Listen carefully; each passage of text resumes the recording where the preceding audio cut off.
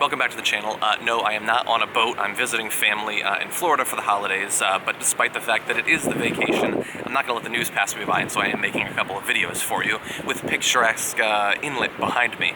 What I want to talk about today was something that I've read in a couple of different sources. It's this debate that apparently some people are having in the media, some high-ranking members of the DNC and the Democratic Party, about what the identity of the Democratic Party is going to be. Now, I think for a lot of you watching this video, the people who are having that debate are not the people you would want to be having that debate, because a lot of them, I think, have made themselves fully irrelevant when it comes to the future of the Democratic Party. I don't want them being the ones who determine what direction the party takes, how it gets itself ready to challenge Donald Trump in 4 years. I don't think that they're qualified, and I think they demonstrated that over the course of this last election. But that isn't to say that there doesn't need to be this debate. What is the identity of the Democratic Party? They're having this debate, and honestly, I don't think it's particularly complicated. Now, they want to have this thing about, should we focus on identity issues or should we focus on economic issues? I don't understand, first of all, why we need to limit ourselves, and I think overall the message is incredibly simplistic.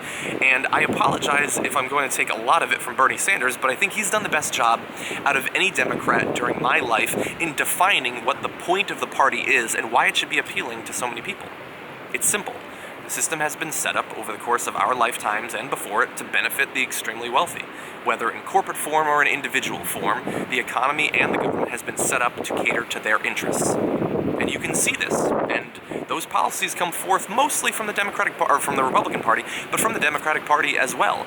And we need to make clear to people that what the point of the Democratic Party going forward is to reverse that, to take apart, brick by brick, that structure that's been set up to benefit the people who are already doing the best in our country. It's not complicated, and the policy implications are clear.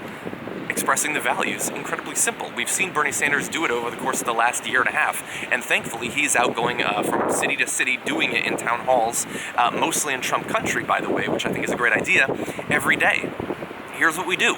We structure taxes in a way that benefits the actual regular middle class and working class people who have been screwed over by taxes.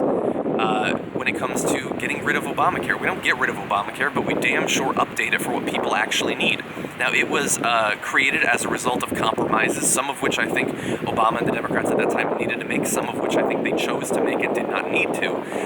But we can certainly update it in a way that Bernie Sanders and other responsible Democrats who actually care about the insurance industry and the healthcare industry have been talking about.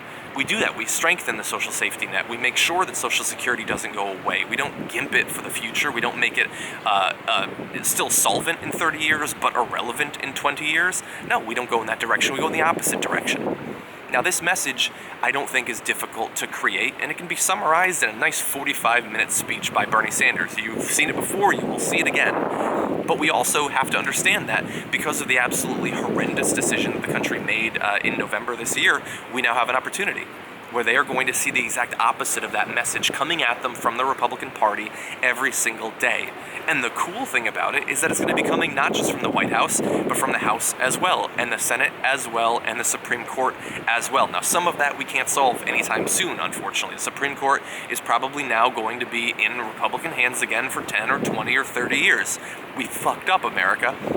But they're going to see it coming from Congress, and they're going to see it coming from the president.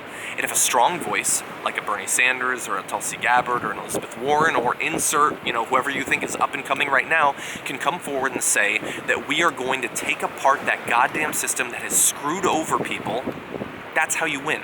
People want to know that you will fight for them.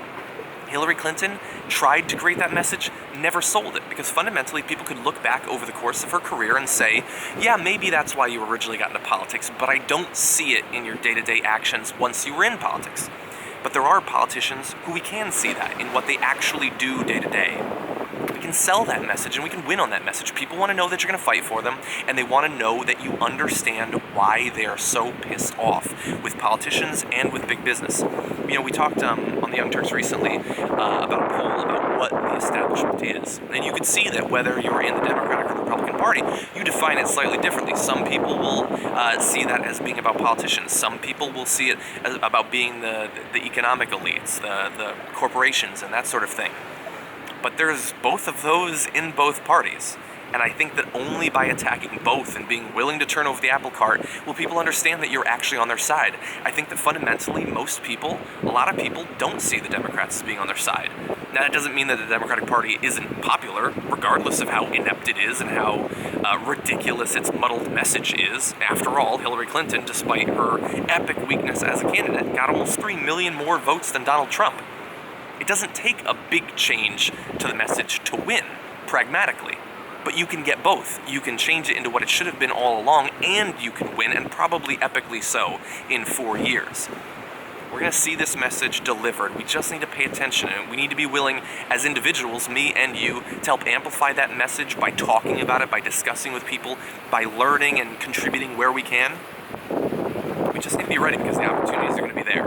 And I don't think that those opportunities are set up for the people who are currently having the debate about what the future of the Democratic Party should be to take advantage of it. They had their chance and they failed.